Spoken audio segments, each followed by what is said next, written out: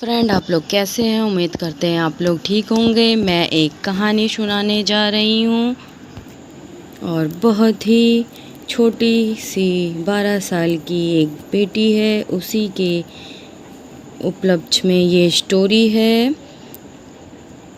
Title है इसका 12 साल के कम उम्र लड़की पर बेरहम मास्टर का कहर।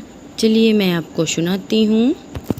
मेरी बेटी स्कूल जाती थी, पढ़ाई में होशियार, खेलों और बाकी कामों में भी बहुत अच्छी थी। हर टीचर की नज़र में हीरा, हर काम को करने में पहल करती थी। खानदान में भी सब उसे बुद्धिमान और समझदार कहते थे। लेकिन अब मैं अक्सर इसे लेकर परेशान रहने लगी थी, क्योंकि अब वो अचानक ही ना जाने क्यों किसी भी काम पर ध्यान नहीं दे रही थी। पढ़ने को बोलो तो रोने लग जाती। इसके बदले बदले व्यवहार को मैं पिछले 2 हफ्ते से नोट कर रही थी। आज भी वो स्कूल से आकर सीधा कमरे में जाकर सो गई। मैं कमरे में गई तो काफ़ी हैरान हुई, क्योंकि वह कभी भी कपड़े बदले बगैर नहीं सोती थी। लेकिन फिर मैंने सोचा कि शायद थक गई होगी, इसलिए आते ही सो गई। खैर, शाम हुई और फिर मैं किचन में आ गई और रात के खाने की तैयारी शुरू कर दी। खाना बनाते बनाते 3 घंटे लगे। इस बीच मैंने मानसी को दोबारा पुकारा, लेकिन वह नहीं उठी। उसे देखकर अब की बार मुझे बहुत गुस्सा आया, तो मैं खाना मेज पर रख कर कमरे में आई। लाइट ऑन करके मैंने उसे सख्ती से पुकारा, मानसी उठ जाओ बेटी, तो बहुत सो लिया तुमने, 1 मिनट है तुम्हारे पास। नहीं आई तो मैं बुरे तरीके से पेश आऊँगी। तुम्हारे नखरे नहीं ख़त्म हो रहे हैं। शायद वह मेरे गुस्से से डर गई थी, तभी है फ़ौरन बेड से झट से उतर गई। मैंने उसे गौर से देखा तो उसके हाथ काँप रहे थे। मुझे शर्मिंदगी हुई।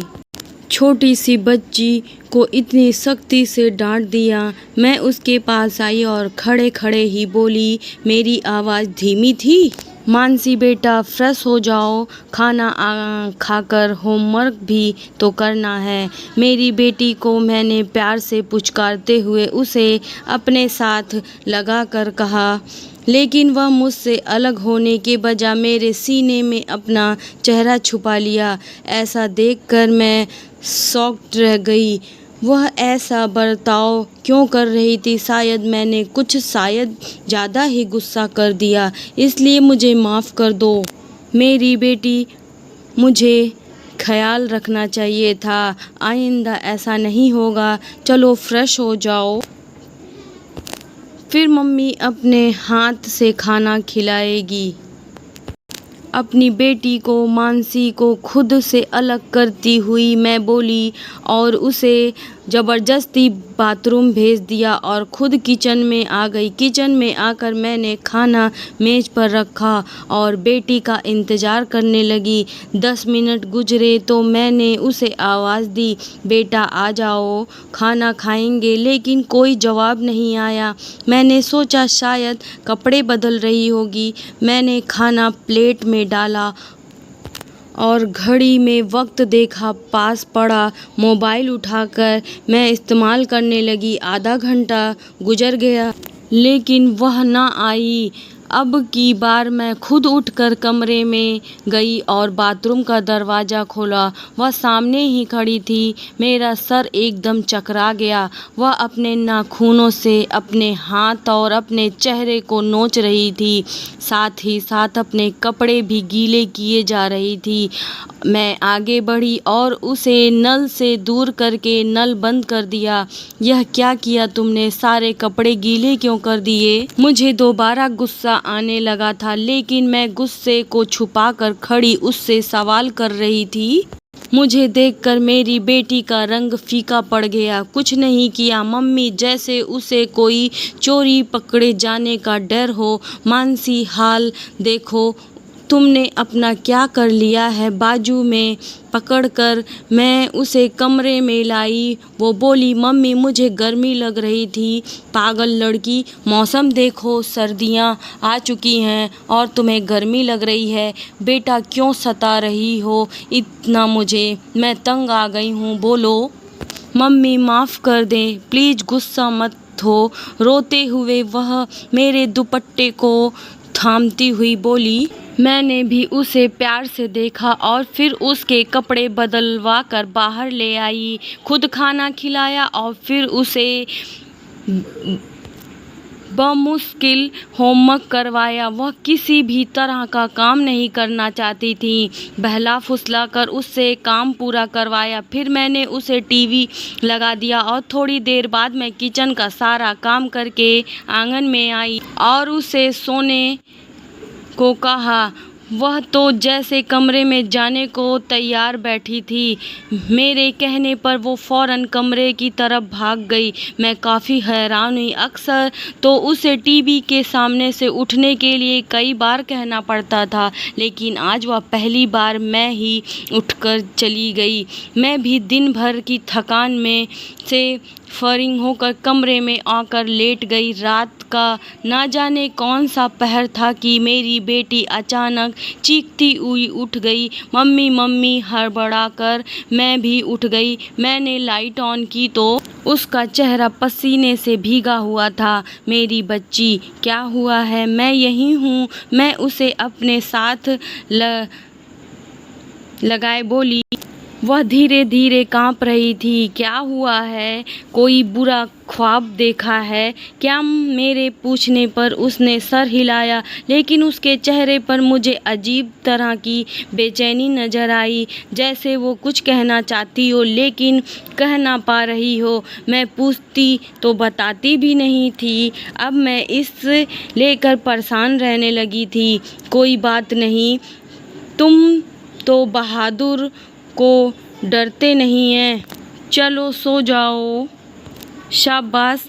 इसे अपने साथ लिटाई हुई मैं बैठी बोली। थोड़ी ही देर में वह गहरी नींद सो चुकी थी। फिर उसे सुकून से सोता देख मैं भी लाइट बंद करके सो गई। सुबह उसके स्कूल के लिए उठाया तो वह स्कूल ना जाने की जिद करने लगी। कहती, मुझे अब पढ़ना नहीं है, मैं घर में रहूँगी, आपके साथ काम करूँगी। मैं आपकी बातें सुनकर दंग रह गई। कहा वह पढ़ाई की माला जपती रहती थी और अब ना पढ़ने का कहना। यह सब अजीब हरकतें कुछ परेशान करने लगी थी। डांट डपट कर मैंने उसे तैयार किया और स्कूल भेज दिया। सुबह उसे स्कूल में वैन ले जाती थी और दोपहर में भी वही छोड़ने जाती थी। फिर दोपहर में वह जब स्कूल से आई तो दरवाज़ा बजा में तुरंत बाहर आई और दरवाज़ा खोला। मेरी बेटी थकी थकी सी थी। वो नमस्ते करके चुपचाप अंदर दाखिल हो गई। मैंने नमस्ते का जवाब दिया और आंगन में आ गई। वो भी सहन में छिपी चारपाई के एक कोने में बैठ गई। मैंने उसे गौर से देखा मगर मुझे वो खोई खोई सी लगी। मानसी, क्या बात है? ऐसा क्यों बैठी हो? कुछ नहीं मम्मी, मैं तो बस वैसे ही एकदम से वह बौखला कर बोली। उसका चेहरा मारे खौफ के बहुत हद तक सफ़ेद हो गया था। एक पल के लिए मुझे भी खौफ सा महसूस हुआ। उसके हाथ पकड़कर मैंने उसे अपने पास बैठाया। क्या बात है? इस तरह से क्यों डर रही हो? स्कूल में किसी से झगड़ा हुआ है या नहीं? नहीं मम्मी, मैं क्यों झगड़ा करूँगी भला? हर बार वो यही बोलती थी और फिर उठकर अंदर कमरे में भाग गई। मुझे शक हुआ कि वह मुझे देखकर झूठ बोल रही है, लेकिन फ़िलहाल के लिए मैंने बातें खुदोरना अच्छा नहीं समझा। अगले दिन मानसी अपनी कलर बुक लेकर गई। मैंने पूछा कि आज तो किसका पीरियड नहीं बल्कि शनिवार को होगा, तो वह बहाना बनाती हुई बोली, नहीं मम्मी, पीरियड आज ही है, कल कलर बुक की चेकिंग है। मैंने भी ज़्यादा कुछ नहीं कहा। दोपहर में जब वह घर आई तो उसकी यूनिफॉर्म बहुत मैली थी। बेटा, वर्दी इतनी गंदी कैसे हो गई? घुटनों में लगी मिट्टी, चेहरे पे लगी गर्दा देखकर मैंने पूछा, मम्मी, मैं गिर गई थी। वह बहुत परेशान हुई। शाम में जब मैं उसे होमवर्क करवाने बैठी तो डायरी पर नोट लिखा था। मैंने नोट पढ़कर अपनी बेटी को देखा। यह क्या है बेटा? स्कूल तो तू नहा कर गई थी, तो फिर ये नोट क्यों भेजा है? आपकी टीचर ने कि आपसे बदबू आती है। वह मुझे नहीं पता मम्मी। मानसी एकदम से स्कूल बैग फेंकते हुए गुस्से में बोली। मेरी बेटी का ये अंदाज मैं पहली बार देख रही थी। उसे गुस्सा करते देख मैं बहुत हैरान हुई कि वो इतनी सी बात पर गुस्सा कर रही है। मानसी, यह क्या बदतमीजी है? बाजू से पकड़कर मैं उसे झिझोड़ते हुए बोली, छोड़ो मुझे। मम्मी अपना बाजू छुड़वाने की कोशिश करती हुई वह बोली, बेटी, बदतमीजी कर रही हो तुम, बोलो करोगी आइंदा दोबारा ऐसा? मैंने उसे तुरंत अपने गुस्से भरी आंखें दिखाई। फिर वो बोली कि आप बूढ़ी हैं, गंदी मम्मी हैं, मुझे नहीं करनी आपसे बात। ये बोलती हुई अपना बाजू मुझे छुड़ाकर वो अपने कमरे की तरफ चली गई। मैं अपना सर पकड़कर वहीं बैठ गई। मेरी बेटी के व्यवहार ने मुझे बहुत परेशान कर दिया। दिन गुजरते गए, मेरी बेटी का व्यवहार बदला गया। इधर स्कूल से भी रोज़ नोट आता कि बच्ची को नहला कर भेजा करो, बू आती है। मैं उसे पहल तो उसे समझती रही कि शायद उम्र के साथ साथ मेरी बेटी में बदलाव आ रहा है। उसका अचानक से गुस्सा करना, चिड़चिड़ा हो जाना, वक्त पर खाना ना खाना, सारा दिन खामोश रहना, स्कूल से आते ही उसका थकान का बहाना करके सो जाना, यह सब मुझे नॉर्मल लग रहा था। मैंने अभी भी उसकी बढ़ती उम्र का ख्याल करते हुए हर बात नज़रअंदाज करती रही। एक दिन वह स्कूल में आई और सीधा किचन में गई। मैं सहन में खड़ी फ़ोन पर बात कर रही थी। मैंने उसे किचन में निकलकर कमरे में जाते देखा। कॉल बंद करते हुए मैं कमरे में इसके पीछे आई तो जो चीज़ मैंने देखी, मेरे पैरों तले ज़मीन निकल गई। वह जो भी कर रही थी, मुझे ऐसा लगा जैसे वह खुद के साथ कुछ कर लेगी। मैंने आगे बढ़कर उसके हाथ से छुरी लेकर दूर फेंक दी। यह क्या हरकत है? ये क्या कर रही थी तुम? फटी हुई बेडशीट को देखकर मैंने पूछा। कुछ नहीं कर रही थी। आंखें उठाकर उसने मुझे देखा और कहा। उसकी खुर्स होती आंखें देखकर मुझे खौफ आया। मैं डर कर 2 कदम पीछे हो गई, लेकिन फिर हिम्मत करके मैं उसके पास बैठ गई। अब मुझे अपने पास खतरे की घंटियां बजती महसूस हो रही थी। मानसी बेटा, मुझे बताओ क्या बात है? किसी ने कुछ कहा है क्या? स्कूल में किसी मिस ने डांटा है या टेस्ट नहीं अच्छा हुआ है? कुछ नहीं हुआ मम्मी, आप जाइए, काम कीजिए, अपना मैं कपड़े बदल लूँ। वह इतना बोली और बाथरूम में खुद को बंद कर लिया। उसके अंदाज पर मैं ठंडी सांस भर कर रह गई। मैं बाहर आ गई। उस लड़की का कुछ नहीं हो सकता। भगवान जाने क्या मसला है इसके साथ। खुद से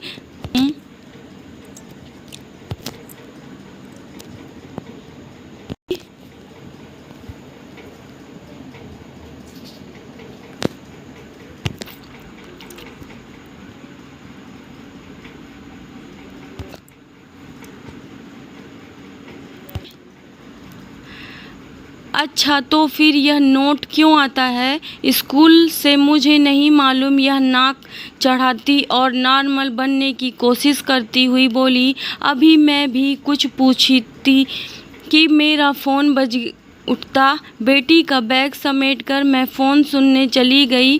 बात करते करते मेरे दिमाग से ही निकल गया कि मुझे अपनी बेटी से बात करनी है। तभी दरवाजे की बेल बजी। मानसी, दरवाज़ा खोलो, देखो बाहर कौन है। मैंने किचन में खड़े उसे आवाज़ दी, लेकिन वह नहीं उठी। मैं बाहर आई और उसे सख्त नज़र से देखा। कब से बोल रही हूँ कि दरवाज़ा खोलो, सुनती क्यों नहीं तुम? उसे सख्ती से बोलकर मैं दरवाज़ा खोलने चली गई। दरवाज़ा खोला तो सामने मेरा पति खड़ा था। अरे आप! अचानक मुस्कुराकर मैंने उसे देखकर पूछा तो वो हंस दिए। हाँ, मैंने सोचा कि छुट्टी मिली है तो अपनी पत्नी और बेटी से मिल लूँ। मानसी, देखो कौन आया है, बाहर आओ। मैंने आंगन में खड़े खड़े आवाज़ लगाई और मेरे पति ने सामान लेकर चारपाई पर रखा। मानसी बेटी, मैंने दोबारा से पुकारा लेकिन वो नहीं आई। रहने दो, मैं खुद चला जाता हूँ, कार्टून देख रही होगी। मैंने दोबारा आवाज़ देता देख मेरे पति ने मुझे रोक दिया और खुद अंदर चले गए। मैं भी पीछे पीछे चली थी। अंदर कमरे में आई तो वो अपने पिता के सीने से लिपटे धीमे धीमे शब्दों में आवाज़ दे रही थी। मेरे पति ने आँखों के इशारे से बेटी का मूड का पूछा तो मैं हंस दी। कुछ नहीं, बस डांट दिया है। आज मैंने इसे इसलिए मुंह बनाकर बैठी है। मेरे पति ने मुझे सख्त नज़र से देखा। मैं नज़रें चुराती किचन में चली गई। मैं सुन सकती थी वो इसे मनाने की कोशिश कर रहे थे। वो इस जगह का नाम ले रहे थे। वो हर उस चीज़ को बोल रहे थे जो बेटी को पसंद थी। मैं यह सुनकर रही थी कि वो हर चीज़ पर जवाब देती जा रही थी। थोड़ी देर बाद वह उसे साथ लेकर बाहर आए और उसे कुर्सी पर बैठा दिया। खाना लगा चुका था। खाना खामोशी से खाया गया। खाने के दौरान बोलने वाली मेरी बेटी खामोशी से खाना खा रही थी। मैं इस चीज़ की काफ़ी हद तक आदी हो चुकी थी, इसलिए आराम से बैठी खाना खाती रही। लेकिन मेरा पति सारा वक्त मेरी बेटी को ही देखता रहा। रात हुई तो मानसी को सुलाकर मैं बाहर आंगन में आकर बैठ गई। मैं भी उससे अभी बैठी ही थी कि वो भी आकर बैठ आए और उस किसी गहरी सोच में डूब गए। उन्होंने उसका चेहरा देखकर पूछा, तुमने मानसी को देखा? वह बदली बदली लग रही है, खामोश, हर चीज़ से अंदाज थी। आप यूं ही परेशान हो रहे हैं? ऐसी कोई बात नहीं है। दरअसल अब वह बड़ी हो रही है, इसलिए उसमें कुछ बदलाव आ रहे हैं जो हमें ज़्यादा महसूस हो रहे थे। मैंने अपने पति को समझाने के अंदाज में कहा, लेकिन वह मुझे संतुष्ट नहीं लगे। फिर भी तुम बात करो, उससे कोई मसला है तो बताइए हमें। अच्छा ठीक है, मैं पूछ लूँगी। पति को तसल्ली देकर मैं बोली, ठीक है। हकीकत में मैं खुद अंदर से बहुत परेशान थी। माहौल को ठीक करने के लिए मैंने इधर उधर की बातें करना शुरू कर दी। सुबह तो उन्हें दोबारा ड्यूटी पर जाना था। सुबह होते ही मेरा पति वापस चला गया और मैं रोज़ की तरह कामों में बिजी हो गई। बेटी को स्कूल भेजा और बाकी काम ख़त्म किए। दोपहर को वो आज फिर वर्दी पर दाग लगाए हुए आई थी। मैंने उसे देखा, वह डरी हुई लग रही थी। कपड़े बदल लो, मैं खाना लगाती हूँ, मैंने खुद को नरम रखते हुए कहा। मैं सोच रही थी कि अब मैं बेटी को प्यार से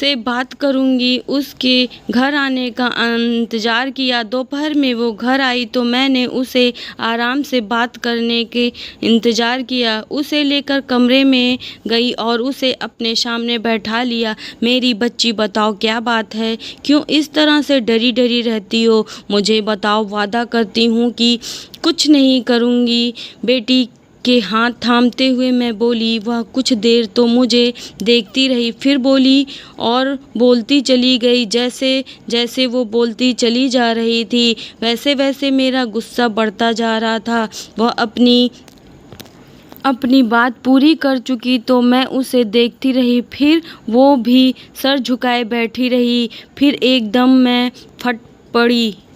मैंने ज़ोर से तमाचा अपनी बेटी को मारा। क्या बकवास किए जा रही हो? मालूम भी है तुम्हें कि तुम क्या बोल क्या रही हो? बेवकूफ़ लड़की, दिमाग किधर है तुम्हारा? वह गाल पर हाथ रख कर हलक तक रोते हुए बोलती चली जा रही थी। मेरा बस नहीं चल रहा था कि मैं उसे एक और थप्पड़ लगाऊं। चुप कर जाओ, खबरदार। जो आवाज़ भी निकाली इसे हिचकियाँ के साथ रोता देखकर मैं बोली, और मैंने सोच लिया था मैं खुद जाकर देखूंगी कि आखिर क्या मामला है। जो वह इस तरह से झूठ बोलना भी शुरू कर चुकी थी, इसलिए जल्दी काम ख़त्म किया। आज स्कूल जाकर नोट का मामला भी ख़त्म करूंगी। इसलिए मैंने चादर लेकर स्कूल की तरफ चल पड़ी।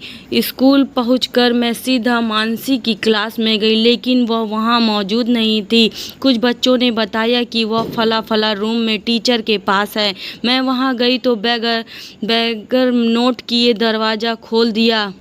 दरवाज़ा खोलते ही जो मंजर मेरी आंखों के सामने था, उसने तो मुझे अंदर तक ही हिला दिया, मानो जैसे पूरा आसमान मेरे सर पर आ गिरा हो। वो टीचर मेरी बच्ची के साथ गलत हरकत कर रहा था। मेरी बेटी के बाजू उसकी गिरफ्त में थे। मेरे अचानक अंदर आने पर वह एकदम बौखला कर दूर हुआ। वह एक दरिंदा टीचर था। आगे बढ़कर मैंने अपनी बच्ची को उससे दूर करके अपने साथ लगाया, उसे चूमा। मैंने महसूस किया कि उसे आज भी वही बदबू आ रही थी, उन्हीं दागों की जो मैं देखती थी। अपनी बेटी को अपने पीछे करते हुए मैंने उस शख्स के चेहरे पर जोर से तमाचा मारा। मेरी चीखों से और ऊंचे बोलने से सारे टीचर इकट्ठे हो गए। उसी वक्त उस टीचर के सब ने मिलकर खूब बहुत मारा पीटा और पुलिस को बुलाकर उसे जेल भिजवा दिया। मैंने अपनी बेटी के सामने बैठ गई और उसे अपने गले से लगाया। वो कांप रही थी, रो भी रही थी और भी रो रही थी। फिर मैंने उसे खुद से अलग करते हुए उसकी वर्दी देखी। मेरी बच्ची, मेरी समझदार बच्ची,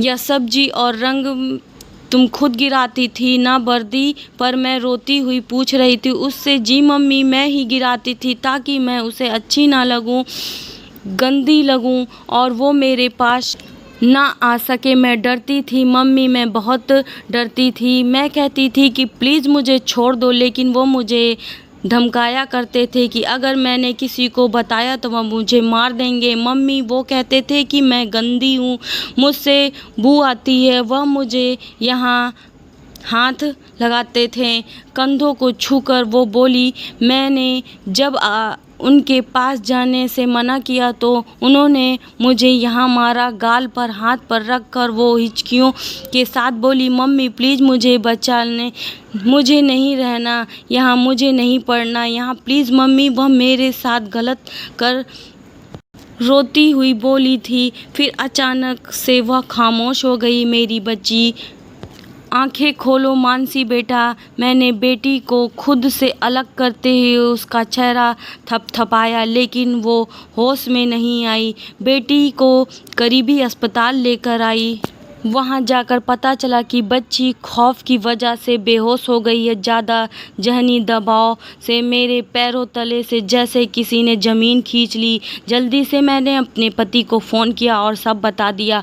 पति जब वापस आए तो अपनी जान सी प्यारी सी बेटी को इस हालात में देखते हुए उनकी भी जैसे कमर टूट चुकी थी। मैं शर्मिंदा होकर अलग बैठी हुई थी। वह सब मेरी ही गलती है, मेरी ही कोताही थी, वरना मेरी बेटी ने तो मुझे बार बार सच बताने की कोशिश की थी। मैं किसी कैसे न समझ सकी उसकी वो हालत। मैं बस यही सोचती थी कि अब मेरी बेटी की पढ़ाई से दिल भर गया है। फिर मेरी ही बेटी नहीं बल्कि आज तक उसने ना जाने कितनी लड़कियों के साथ ऐसा किया होगा, जिस वजह से आज मेरी बेटी भी उसकी हवस का शिकार हो चुकी है। उसके बाद से वह वक्त से पहले ही बड़ी हो गई थी। अब वो कोई शरारतें नहीं करती, खामोश रहती, बड़ी गहरी बातें करने लगी थी। हमने दूसरे स्कूल में उसका एडमिशन करा दिया, लेकिन मेरी बेटी की मासूमियत अब वापस नहीं आ सकती थी। मेरे पति भी अब मुझसे दूर दूर रहने लगे थे।